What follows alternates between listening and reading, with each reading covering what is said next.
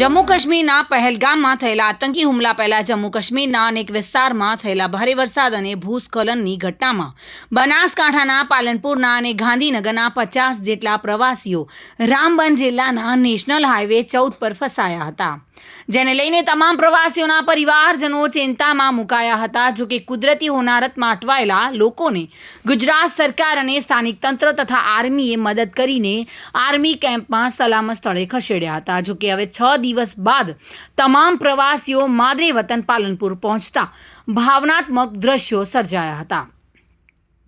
માત્ર કુદરતી હોનારત જ નહીં પરંતુ આતંકવાદી હુમલા બાદ કાશ્મીરમાં સર્જાયેલી સ્થિતિનો પ્રવાસીઓએ ચિતાર વર્ણવ્યો હતો અને આતંકીઓ પર સરકાર કડક કાર્યવાહી કરે તેવી માંગ કરી હતી।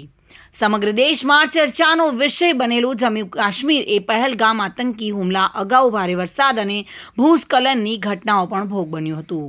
જો કે 12 એપ્રિલે જમ્મુ કાશ્મીર ગયેલા અને પરત ફરી રહેલા બનાસકાંઠાના પાલનપુર અને ગાંધીનગરના 50 જેટલા પ્રવાસીઓ ભરેલી એક બસ રામબન જિલ્લાના નેશનલ હાઈવે પર ભૂસ્ખલન થવાથી ફસાઈ હતી। ઘટના દરમિયાન ટ્રાફિકમાં ફસાયેલા ગુજરાતી પ્રવાસીઓ સરકાર પાસે મદદની ગુહાર લગાવી રહ્યા હતા। જો કે કલાકો સુધી મદદ માટે તડપતા ગુજરાતીઓની ગુહાર સાંભળી રાજ્ય સરકાર અને બનાસકાંઠા કલેક્ટર દ્વારા જમ્મુ કાશ્મીર વહીવટીતંત્રના સંકલનમાં રહીને આ પ્રવાસીઓને નજીકના આર્મી કેમ્પની મદદથી આર્મી કેમ્પમાં ખસેડ્યા હતા અને ત્યાં તેમના ભોજન સહિતની વ્યવસ્થાઓ કરવામાં આવી હતી। જો કે આ પ્રવાસીઓ કુદરતી હોનારતથી પીડિત થયા હતા, પરંતુ સાથે જ કાશ્મીરના પહેલગામમાં આતંકી હુમલો થયો અને તેના સમાચાર મળતા જ આ પ્રવાસીઓ સહિત તેમના પરિવારજનો ચિંતામાં મુકાઈ ગયા હતા।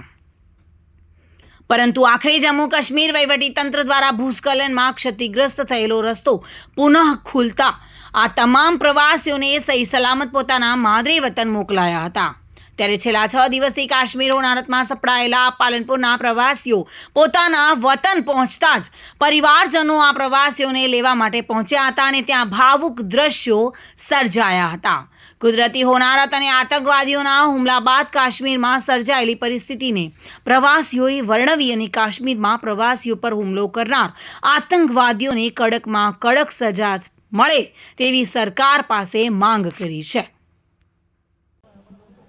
યાત્રિકો જે રીતે શરૂઆતની અંદર કુદરતની ઘટનામાં એટલે કે વાદળ ફાટવાથી ફસાયા હતા અને ત્યાર પછી કાશ્મીરમાં જે આતંકવાદી હુમલો થયો અને એના કારણે જે ચિંતાનું વાતાવરણ આખા દેશમાં ફેલાયું, જે પરિસ્થિતિ આખા દેશમાં બદલાઈ, એના કારણે સૌ પરિવારજનો અત્યારે પાલનપુરમાં બી એટલા જ ચિંતિત હતા। દરેકે દરેક પ્રવાસીના પરિવારજનો ખૂબ જ ચિંતિત હતા, પરંતુ સરકાર સતત યાત્રિકો જોડેના સંપર્કમાં હતી અને તેઓની સુરક્ષા માટે સુનિશ્ચિત હતી।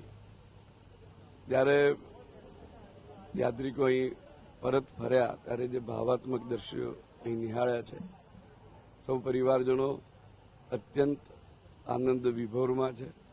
એમનો પરિવાર જ્યારે આટલી પરિસ્થિતિ પસાર કરી અને ઘરે અહીં પરત આવ્યા છે ત્યારે હું સૌ પરિવારજનોને પણ એટલી જ શુભેચ્છાઓ પાઠવું છું।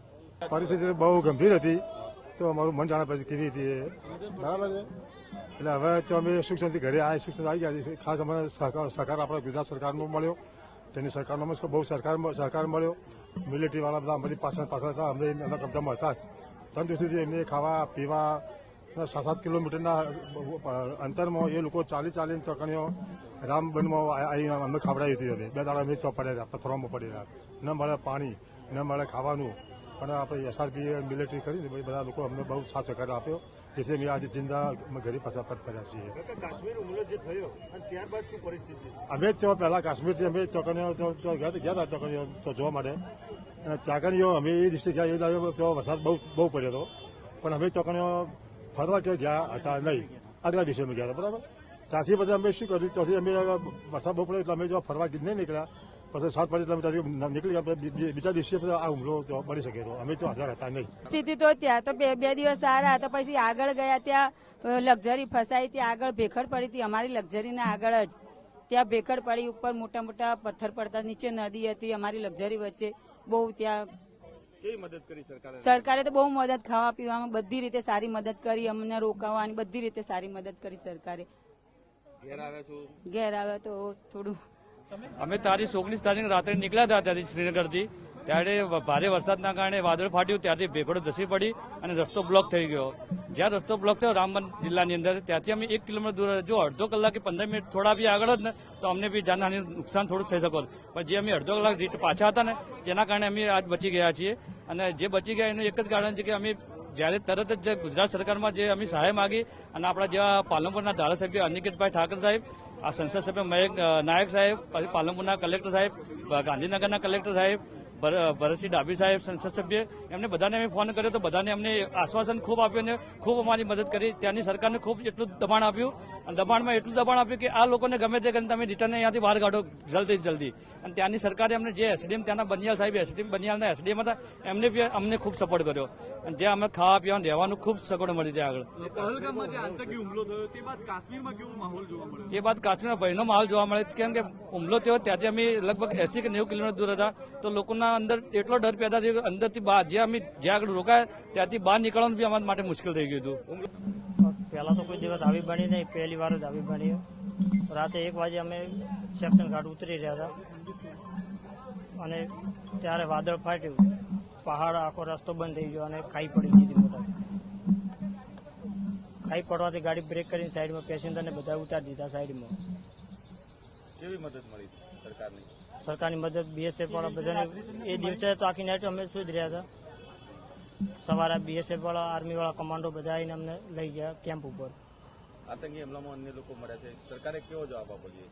કડક જવાબ આપવો જોઈએ, કારણ કે અમે ખુદ સંતાઈને બેઠા હતા આર્મી વાળાના કેમ્પમાં. Bureau report, today Gujarati news.